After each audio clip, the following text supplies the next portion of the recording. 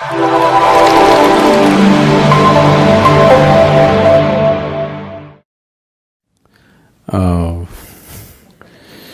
is the goal of human life?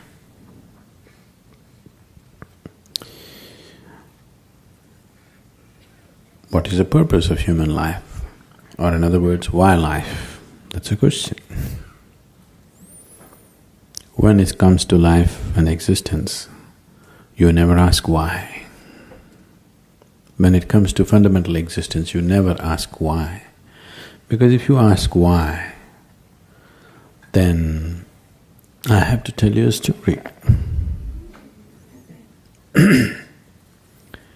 When I say a story, even if it's a real story, a real story, whatever I speak, if it is not in your experience, it is just a story. The only option that you have is either you believe me or you disbelieve me. Yes? If you believe me, it doesn't get you any closer to truth. If you disbelieve me, it doesn't get you at all. So, you never ask why. Right now, you're here with life. Why such a question has come? What is the goal of life? Because the process is not enough, isn't it? Yes? The process of life is not enough somehow. Suppose you were bursting with ecstasy every moment of your life, such a question would never come. What is the goal of life? Because to live is the goal of life. To live and to live totally. To live totally does not mean party every night.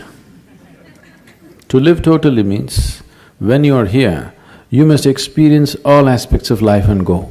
Whatever this is, every aspect of what this is must come into your experience before you fall dead, isn't it so? Yes? This must happen, isn't it so, for every human being? Or do you want to just experience 10% of you and go away? You must experience what this life is totally, isn't it?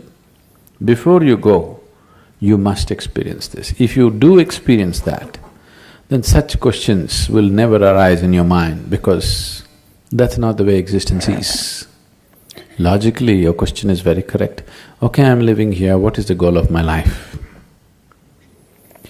If I tell you the goal of your life is you must attain to God, so we're making lots of assumptions, isn't it? We're making assumptions about various things which are not yet in our experience, isn't it? The moment you make assumptions about things which are not in your experience, you will become hallucinatory. 99% of the world's religion is hallucinatory, please see. Because you're assuming things that are not in your experience and working with that which you have assumed. The moment you give power to things that you have assumed, your mind will just fly off into all types of imagination and it'll be more real than real. So your imagination can be more real than real, isn't it so? You go and sit in a cinema, it is just two-dimensional, just play of light and sound. But its impact is much more than the life itself, isn't it so? Yes? You went and sat in IMAX theater? Its impact is bigger than life, isn't it? But is it bigger than life? Do you think so? Is it really bigger than life? Not at all. It is just that imagination has such power.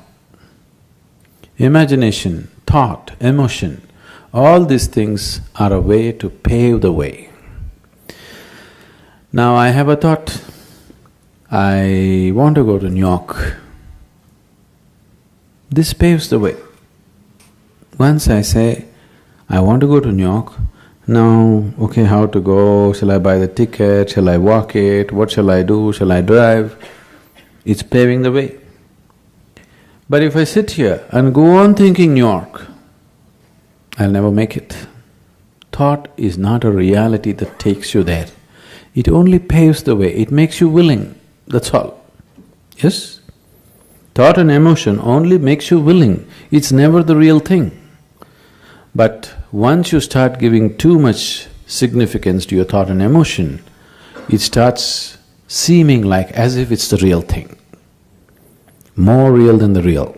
What you're thinking in your head is more real than what's around you, isn't it so? Yes? That's the whole problem with life right now, that your thought and emotion has become a bigger reality than reality itself.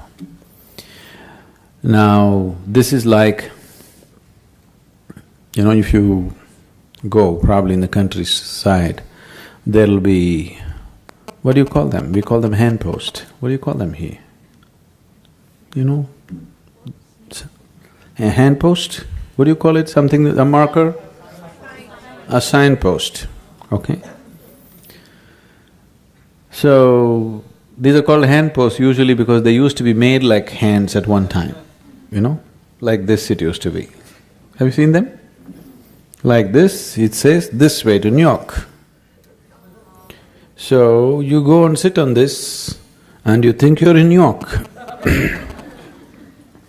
That's not New York, isn't it? So, thought is only a signpost. It points you in the direction you want to go, but it never takes you there, it cannot take you there. But people who think it is taking them there have become hallucinatory in such a way that even reality cannot get them out. Even if you poke them with a knife, they will not know, they're somewhere else. Their thought and emotion is far more important than that. This is a scourge which has taken humanity such a big way, such a big way. And of all the type of thoughts and emotions that we generate, the religious thought and religious emotion or spiritual thought and spiritual emotion are most dangerous because they're powerful, empowered by the otherworldly. Because of that kind of power, it just rules people. It just rules people so deeply. And we can always see that some other religion that you don't belong to, what stupidity, what nonsense they're doing, but what you're doing is just never visible, isn't it? Yes? Isn't it so? Isn't it happening every day? Because once the thought and emotion becomes powerful, you start believing it. Once you start believing something which is not yet in your experience, you are a dangerous human being. Because all the conflict on the planet, even today, what's happening, though people try to project it as it is good versus evil, though people are trying to project it as good versus evil, it is not about good and evil. It is always about one man's belief versus another man's belief, isn't it so? Always between one man's belief and another man's belief. Why can't we be sincere enough to simply see whatever we do not know as we do not know? What is the problem? This is the biggest human problem. They can't see that they don't know. They have to bullshit themselves all the time. And this is not a joke. This is a terrible tragedy on the planet, isn't it? This is not a joke, this is not a simple thing. It has cost phenomenally for human life on this planet, phenomenally, and still continuing to cost. But what we think and feel is so important, isn't it? So, what is the goal? What if there is no goal? What will you do? Will you die tomorrow? Suppose there is no goal. What to do? You want to die? Isn't it wonderful? There's nowhere to go. Yes? Isn't it really great? There's nowhere to go, you don't have to work your way to heaven, you can just live here happily.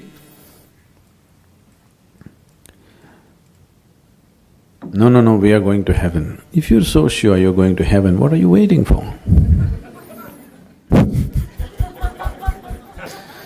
If you're so dead sure you're anyway going to heaven, what are you waiting for? I can't understand the logic. Huh? Waiting for the ticket.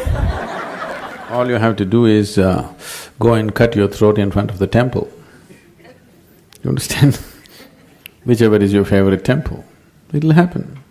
People 100% believe after I die, I will go to the lap of God. If you are going to the lap of God, you should not delay it. Really. Isn't it so?